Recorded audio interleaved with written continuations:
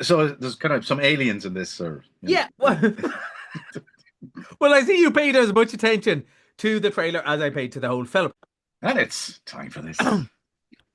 Ocean Drives films with Eclipse Dine-In Cinemas Bundoran. Now serving pizza, hot dogs, ice cream, and more. To your seat. Find out more at Time to join our man at the movies, Mr. Collie McFadden, with the latest from Eclipse Cinemas in Bundoran. He's just in from his rain dance. How did that go?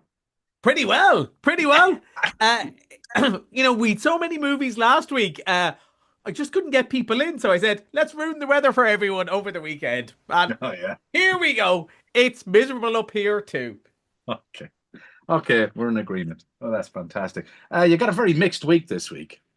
Yeah, very different from last week. I suppose really we've two big movies, probably aimed at the younger end of the market, and then we've a couple of classics, and we're in that spell of with the Twilight movies we're showing again. So we're in a funny up here, but with so many movies last week, sure they're still going anyway. Yeah, yeah, But yeah, so yeah, yeah. I suppose we'll start with the big Disney one of this week. It's Tron Ares. Now. You were being smart, awful. Either we won't say what you call it, but what we will say is you might have been going, "Oh, Tron, is this some new thing?" But Tron, the first Tron movie, I think it's about 1983, 1984, and was like cutting edge of graphics and starred Jeff Bridges, and it was a big movie. And then they brought it back in 2010.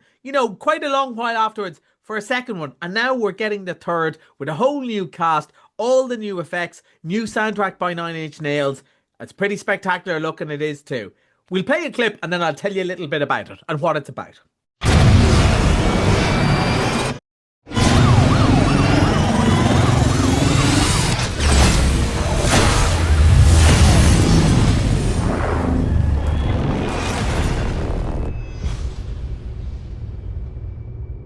I'm looking for something.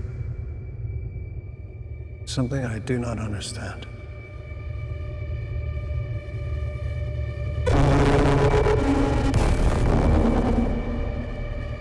So there's kind of some aliens in this, or Yeah, well, I see you paid as much attention to the trailer as I paid to the whole film. Now that sounds negative, and it's not going to be a negative review. However, However, to be fair, I yeah. I heard myself saying, "I'll tell you what it's about" after the clip.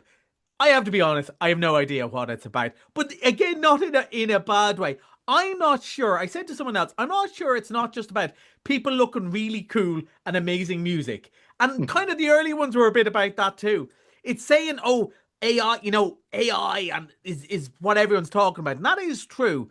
But this isn't really about AI. What it is Jared Leto, who's just going around looking cool. He's supposedly like a computer generated robot who can come into the real world, but only for Oh, 29 minutes, which is a good idea, right? Because it brings tension to it. He gets launched in and he has to complete his mission in 29 minutes because then he falls apart. And that's good fun. And they're trying to find out how they can make these sort of virtual soldiers permanent in the real world, right? But really, it's just meow on these bikes that shine light everywhere. And that's what the first ones were like. Now, I never watched the first one, but I did play the game. And I said this earlier to I said I played the computer game, and they were looking at me going, "Oh yeah, what sort of console do you have?" I meant I used to go to arcades to play it. It's that long ago.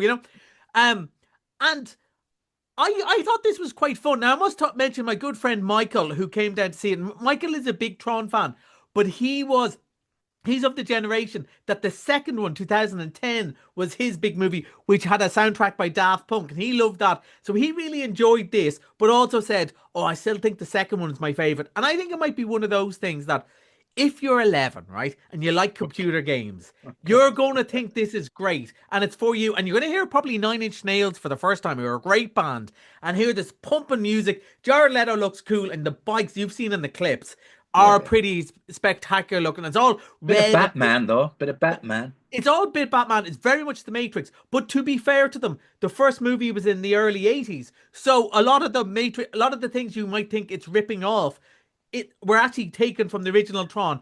But All the right. thing is, does it matter what it's about to something our age, Amy? I quite enjoyed it, but I hadn't a clue what was going on. But I do think, the people who are mad into the games and all that sort of. Oh, it sounded so old. They're mad into the games. They are these days. No, people who are big gamers, I think Yeah. will really enjoy this. It's good. It looks amazing. The music's great. The story is. I don't know what the story was, but maybe it makes lots of sense if you understand that sort of thing. But I didn't. All right, all right. But This it was is fun. funny.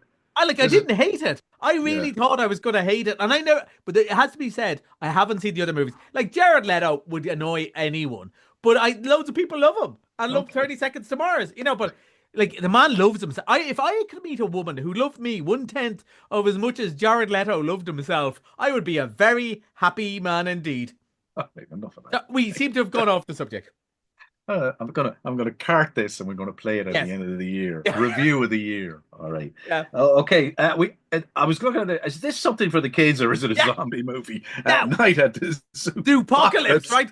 Yeah. This one, I'm both excited and annoyed about, Seamie, right? Because this looks great, and it's my sort of cartoon, right? It is for the kids, but it's not like slick Disney. Like there's all these animals, but they're big noses and ears, and they're funny accents. And it's actually based on a book written by a guy called Clive Barker, who's a really famous horror writer, but decided he'd write a fun story for kids, right?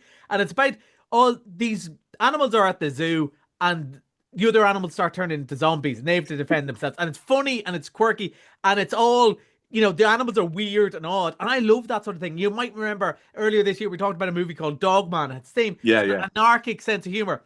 Except they didn't send me a preview copy, so I didn't get to see it. So I was wondering, should I say how good this looks? Because it does look fantastic. Because the buggers didn't send me a message, but it does look really fun.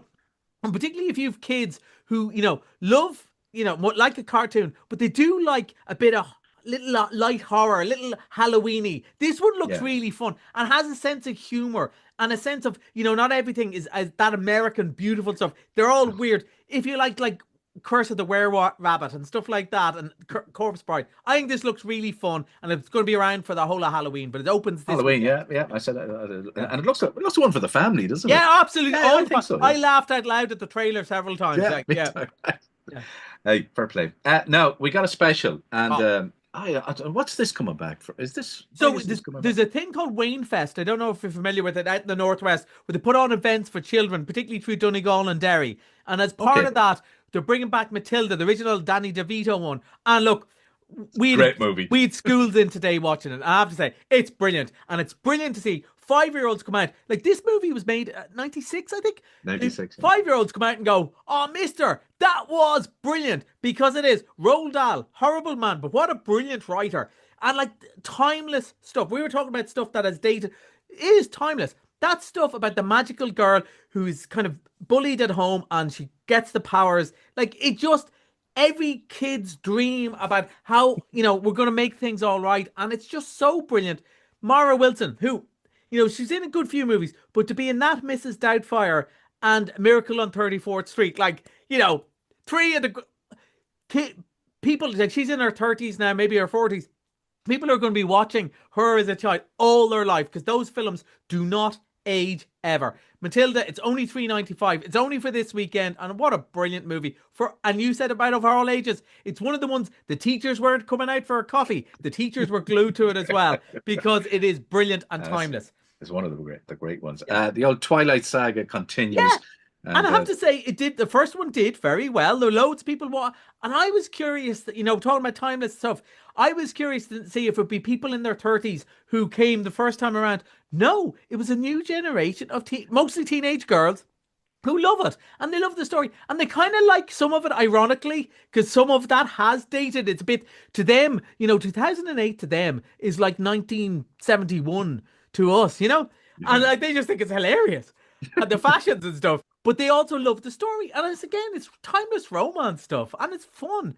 And they really like it. And that's playing again. So we've got the second movie and the third movie playing this week. And we're going to play all 5 because people want to see them. And it's, why not? Okay. We're moving on to Mr. Monday. Yeah. And no, I loved this movie. Yeah. A lot of people didn't like it, but I would, The Naked Gun. Yeah, and I think you're right in that the people who didn't like it, I think, were expecting the old movie. First of all, the old movie is 30 years old, and times moved on, and jokes moved on, and he's not Leslie Nielsen. He is Liam Neeson, and he does a very good version of Liam Neeson being funny. Whereas Yeah. if you go and like, but one of the people I work with, he may be an accountant. I don't want to be throwing aspersions at accountants, but he said, "Ah, no, I just thought it was stupid. The old ones weren't stupid." And I was looking at him going, "The old ones were completely stupid." But just maybe you were 22 and now you're not. But look, it's nonsense. It's stupid nonsense. But there are even, it's probably not on the level of the first Naked Gun, but there are 5 or 6 all-time classic jokes in Yes. it that made me roar with laughter. And we said at the time it came out, we live in a fairly tough world at the moment. A lot of tough stuff on the news. Sometimes stupid is what you want. And I don't think it's a coincidence we were talking about fun family movies, a bit of classic romance, and just pure stupidity. And that's what people want to see in the cinemas at the moment. And, the movie we talked about last week, The Smashing Machine, which I've seen since and is a very good story with Dwayne Johnson. He is very good as this fighter who realizes his best days are behind him and he's having problems with addiction. It's very good. Not many people have come because I think people are going, I don't know if I want a serious thing. I want a bit of a laugh. And it's been unfortunate. Yeah. It's a very good movie, The Smashing Machine. Well worth, I'd highly recommend it. But I can also understand why when nights are dark, the news is full of terrible stuff. People go, Jesus, give us a bit of a laugh instead, will you? And The Naked Gun will do that perfectly next Monday for $5.50. Can't go wrong. Yeah, before we go, a bit of news today. Saoirse Ronan has joined the big biopic as Linda McCartney. As if we weren't excited already. Like the 4 movies are brilliant. What a 4 actors. And but Saoirse Ronan, I watch her in anything anyway. But her as Linda McCartney. And, of all the stories, I suppose John and Yoko as well, talk about somebody who's so important in their life. It's not going to be just a small role of the girlfriend, is it? Linda... No. Do you know when after they got married, Linda McCartney and Paul McCartney only spent one night apart in their whole married life together. So they were a team, and Saoirse Ronan and Paul Mescal, wow. Wow. Yeah. That's all we got. That's Collie on the movies. Look, and enjoy the movies till next week and all at Eclipse Cinemas. Thanks, Collie. Bye.